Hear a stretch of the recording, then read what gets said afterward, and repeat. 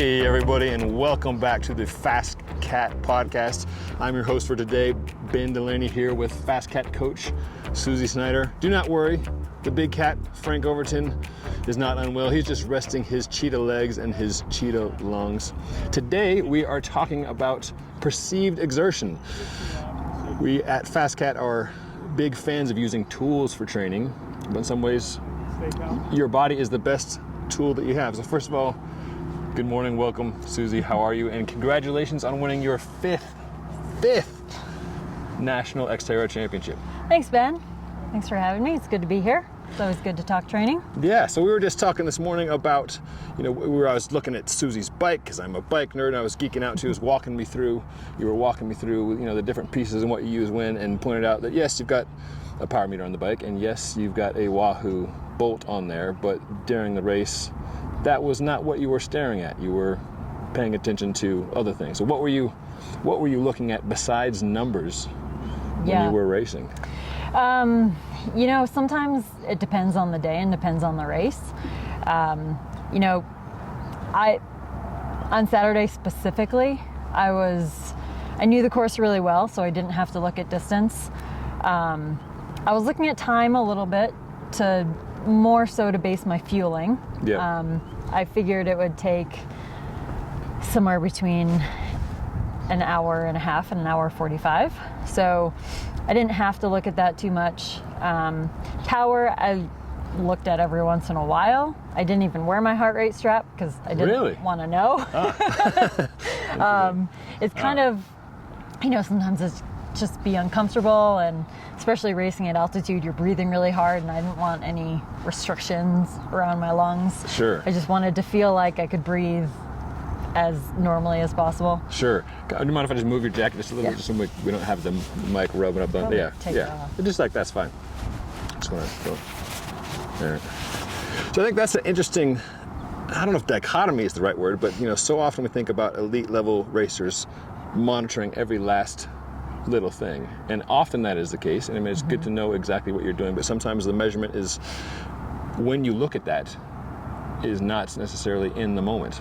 Right. Well, the other thing is I was on a mountain bike. Sure. And the terrain can dictate what intensity you have to go, more that say you don't want to go over threshold. Well, if you've got a 20% grade, it doesn't matter. You're going to go over threshold.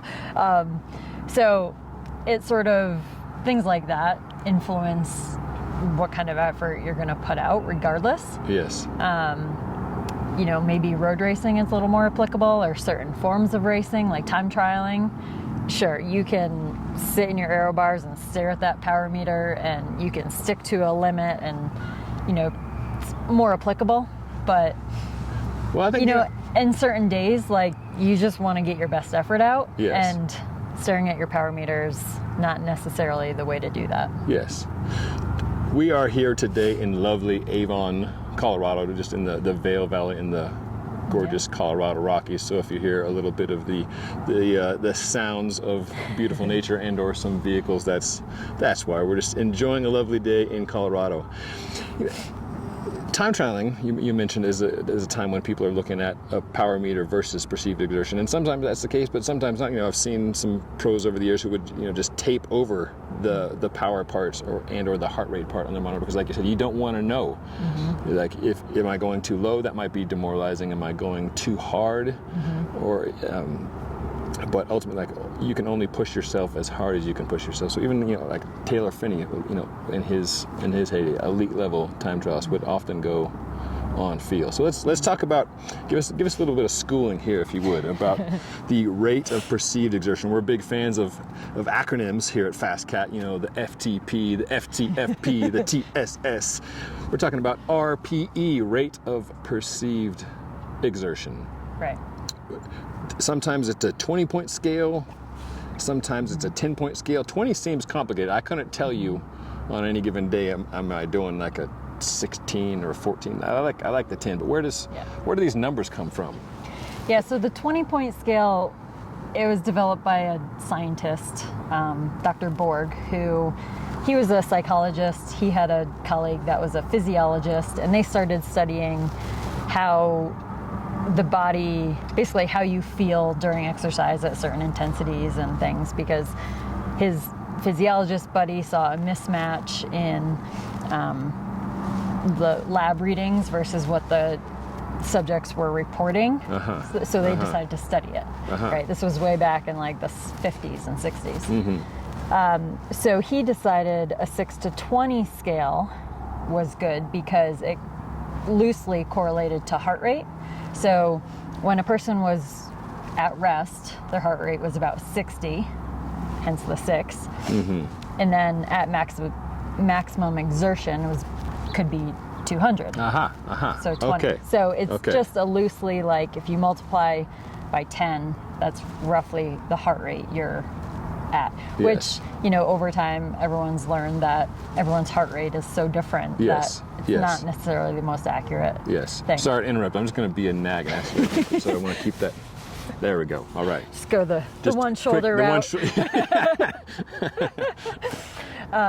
So over time, he did develop a modified scale, which was based on 1 to 10. Yes. And he did that more so to take pain and breathlessness into account. And I think because 10 is just a much more relatable scale for people. Yes. But 6 to 20 is still used in lab and in doctors' offices and things a lot. But for the everyday use, 1 to 10 is more common and more applicable and more useful, really.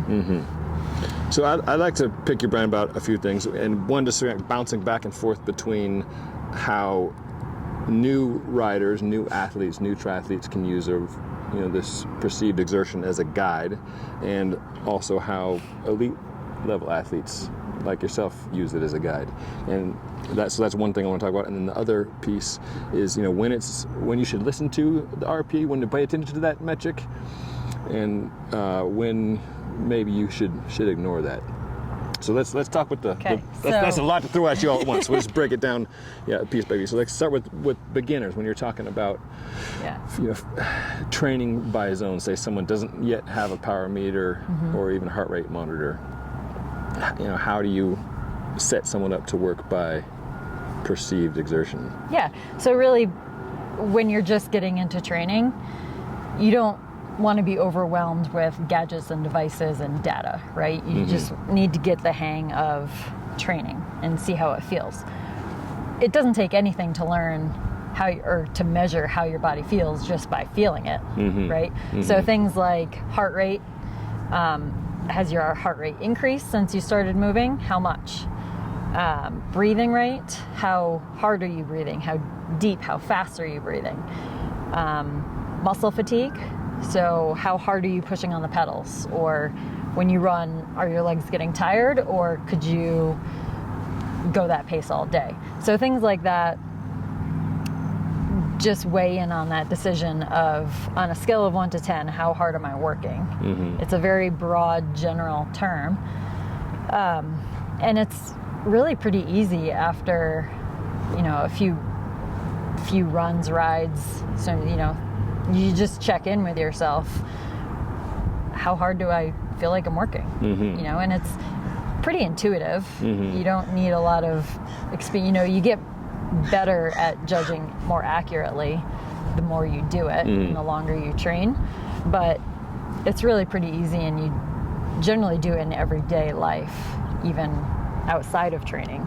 I feel kind of hungry. On a scale of 1 to, you don't think about it like on a scale of 1 to 10, how hungry am I? Right. But you're like, oh man, I'm starving. I want a cheeseburger and fries and, the whole shebang. Or, oh no, I'm just a little bit hungry. I'll just have like a Nature Valley bar. Yes. Yes. So it's the same thing. Yes. And you could, as a nutritionist, like, Dr. Lauren could come on and talk about the breakdown, the chemical breakdown, the nutritional breakdown of each thing you're eating and how many calories are in versus calorie expenditure.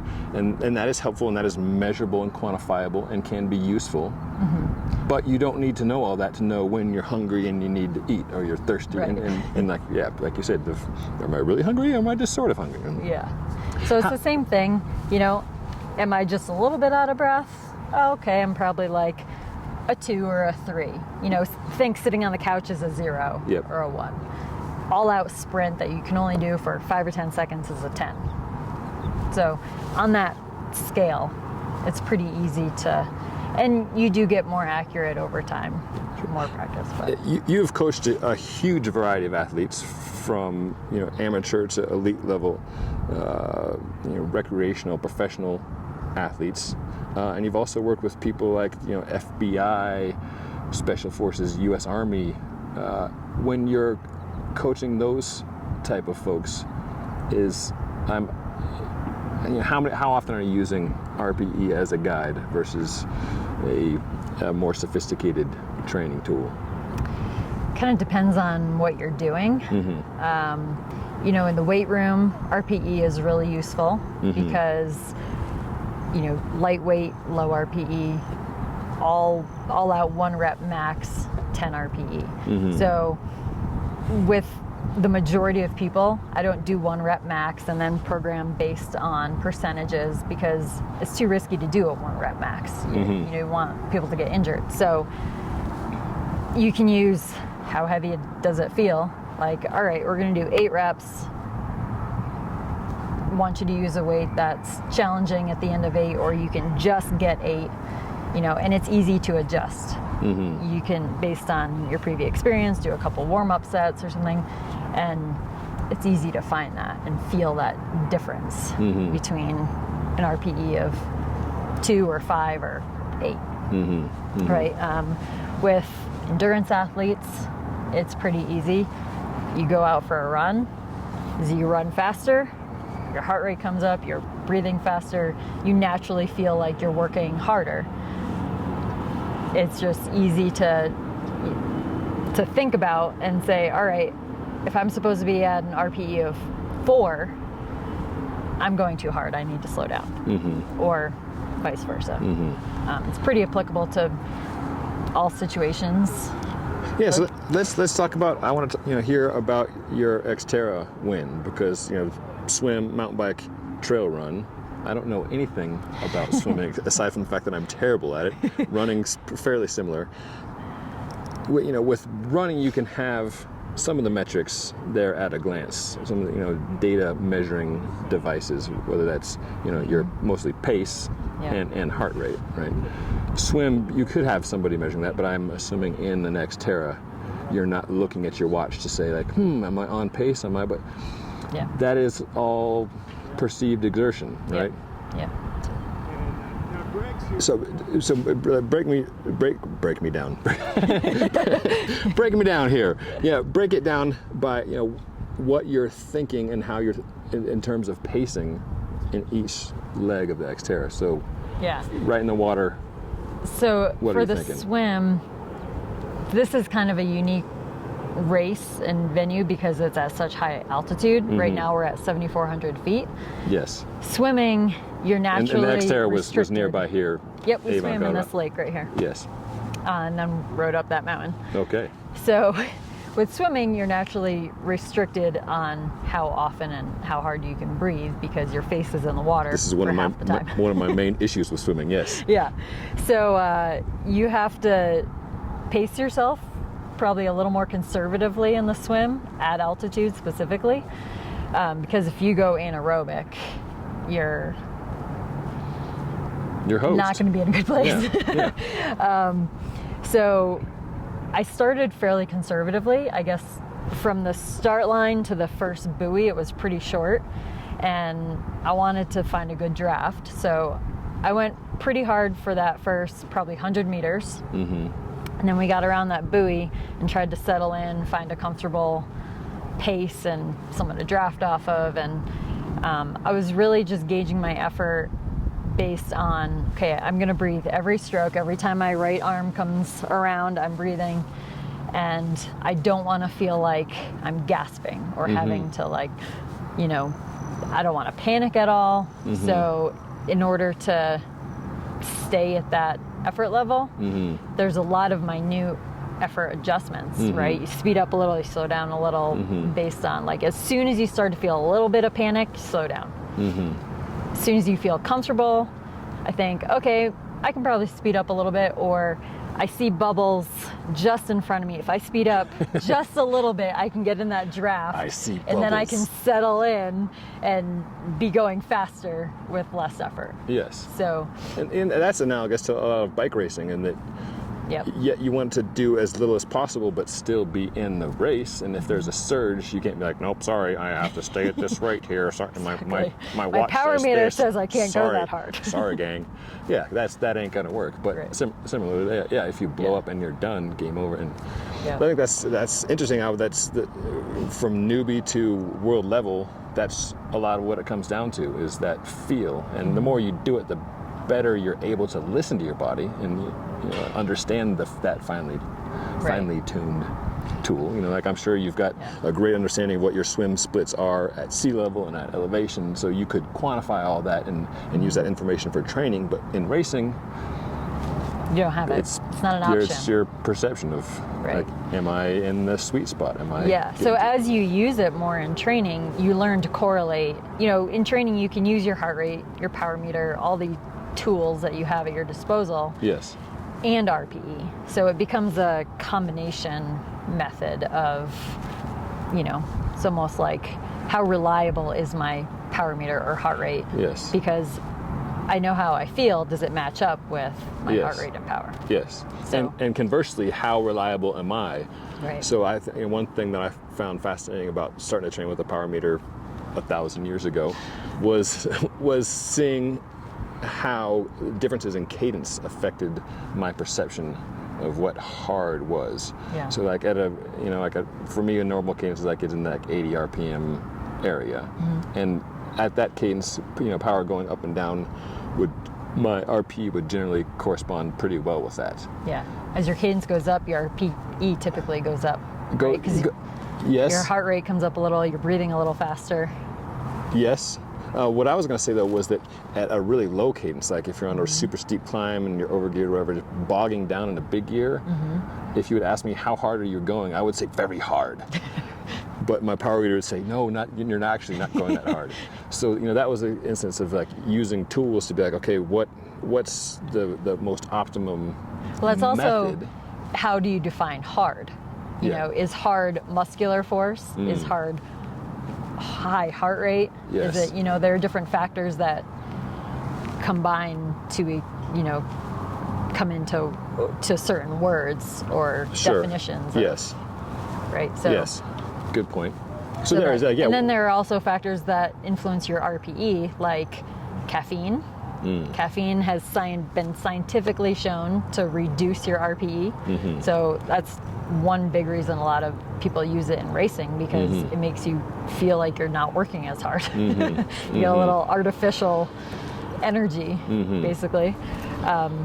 For the Xterra national champions, were you drinking coffee in the swim, on the run? Yep, throughout. Like this, just chuck. Just coffee in my bottles. Yep. Yeah, because No. everything in moderation, right? Yeah, I had a little bit of coffee in the morning, but I found that I can't have very much because it just makes my nerves worse. So, and the more nervous I get, the worse I perform. So I just have a little bit of coffee to kind of get that wake up, feeling. And then I don't have any until mid-race. I do take caffeine gels, Okay. so that probably about halfway through the bike, I had a caffeine gel. And then on the run, I had a caffeine gel because I know my energy starts to fade, towards that point in the race, and the run is the hardest part anyway. So to have a little extra boost going into that was important for me. So you said you have a coffee before race. That's in line with your normal daily. So you're not Nope. making big changes there. Nope. That's important thing. I probably to have less coffee on race morning than Oh, really? normal days. know. Interesting. Yeah, just Interesting. because it does increase your heart rate, Yes. and then I don't want to feel jittery. I don't want my heart rate to be any higher than it's already going to be, because I'm, you're swimming at 7,400 feet and restricting your breathing, so your heart rate's going up, and Yes. now you're climbing over 3,000 feet up a mountain, so your heart rate's going, and it's, plus you have all the regular race adrenaline and nerves that increase your heart rate. So yeah, more coffee would be a little moderate the caffeine just to keep all those factors in check. Yeah. So let's talk about the back end of the race, when you're starting to feel tired and when perhaps your RPE might be elevated compared to another metric that you may be looking at, like your power output or your run pace, or your heart rate. You know, we talk, Frank and other yourself and other coaches like talking about how to do intervals well, and that you want to keep them all the same. Each interval should be the same. The inclination for a lot of beginners and even long-time people who are slow learners like myself is you'll do the first one way too hot because you're feeling great and off you go, and then by the middle you're feeling it, and by the last one you're dying and your power or your pace is just shot. So there it's helpful for many of us to have something besides RPE to keep us honest, so to speak, to keep it in check when you're frisky, and then stay up at pace or power towards the end. So back to your race, when you're on the run and you're feeling tired, are you still just going on feel? Like how do you adjust those two? Because I'm sure like you have a watch on for the run. You had normally nothing. But I didn't this time. That's crazy. I just wanted to go by feel, because just soul racing. Because it's a heart, just racing with heart. Like I just really wanted to have my best performance, just get out as much as I could. And this course, especially the run course, is 90% uphill. So as you know, late in the race, you're starting to feel tired, your RPE is up. Yes. Now you're running uphill at 8,000+ feet. RPE is going up constantly. If I were to look at my watch and see my pace, at times I was walking up switchbacks. When I was running, I was probably going 10-minute pace. You know, if we got a little flat or downhill, sure, it'd come down to maybe 7 minutes. On the final downhill, I was running like 6-minute pace. You know, so if I were to look at my watch and see my heart rate at 170 or my pace at 11 minutes, it's just demoralizing. You know, you're like, I know I'm going slow. I don't need to know how slow. Yes, and there's nothing you can do about the pedal is all the way to the floor at that point. At that point, it's how hard can I go for 6 miles and not blow up, not cramp. You know, your quads start to tingle and say, you know what, I'm thinking about cramping. So, all right, I need to back off a little bit. Or, you know what, all I really need to think about right now is picking up my feet, because I'm going to trip on a route because my legs feel like lead. So it's, for me on Saturday, it was more about just moving my body forward at the best rate that I could at any given moment. Yeah, it's funny how even after years and years of very specific, highly scientific training, it still just comes down to simple things. And like I think it was by even things like simple mantras can be very effective. Like I remember doing cyclocross, my buddy Matt Basoka, elite level guy, would just say things like fast feet, fast feet. You know, you don't need a scientific lecture at that point. Just keep moving your feet as fast as you can. Exactly. And sometimes you have to totally tune out that feeling, you know, that like, all right, I'm running on RPE, but I also have to tune it out because it hurts so bad that I don't want to think about how bad it hurts. So I need to actually tune that out and think more like positive mantras, or instructional mantras like fast feet, or just keep moving, or head up, eyes up, look forward, pick up your feet, things that aren't related to effort, because you've been going for 2.5 hours and it's just feeling really hard no matter how hard or slow I go. So, you have to change your mindset and sometimes think about it, sometimes not, So yeah, use your body like you would other tools like the heart rate monitor or power meter, like a time and a place, and sometimes, as Jens Voigt famously said, just shut up, legs. Shut up, legs. Absolutely. Shut up, computer. I don't want to hear you. I don't want to know what you have to say. Shut up, RPE. How about in the training that you give your athletes? You know, how do you help them balance when to look at your numbers, when to go on RPE, and when to just get her done, so to speak? I realize that's a super broad question, but yeah, I think it depends on the goal of the workout. So like you said, at the beginning of a workout, you're motivated, you're fresh and rested and ready to go, and you start a little too hot, and most likely will finish a little slower. So that's a great type of workout interval session to have somebody use their devices and RPE, right? So just using RPE to correlate, say like, all right, I'm writing my intervals at sweet spot. So I'm gonna keep an eye on my computer, make sure I'm in the right zone. All right, once I'm settled in, how does that feel? Now I can just like, oh, okay, that's like 6.5 or so. Like I could hold this for a while. All right, cool. You know, and that's how you learn how to correlate, is doing those intervals. And then same thing on a recovery ride, right? A true recovery ride or workout is like barely faster than a walk or a slow pedal. You know, it's like I've told athletes, don't go over 100 watts on your recovery ride. Well, if you just go out and ride like, oh, okay, it's just an easy ride, you're going to ride too hard. Yes. Right? You have to actually look at that power meter to see how hard, what gear do I need, how lightly do I need to push on the pedals to be going less than 100 watts, right? Or make it heart rate based or whatever tool they want to use. But that's how you learn, you know, what's what. You know, for an endurance ride or run, most people can feel that out pretty well. Like, all right, that's an RPE of 3 to 5. That's just, you know, kind of conversation, all day pace, what you could do for several hours. Like most people know that pretty well, and especially if you're training with people, you can just have a conversation and it's pretty easy. So a lot of people don't necessarily need a power meter to get that training zone right, or to be in that zone. Yes, yes. You mentioned, you know, caffeine is, you know, positive, negative effector. You know, what other things can affect how someone is feeling about how they're going? You know, perhaps like life stresses or lack of sleep, and how do you help your athletes negotiate that of when to listen to their body and when to ignore? Yeah, sleep is a big one.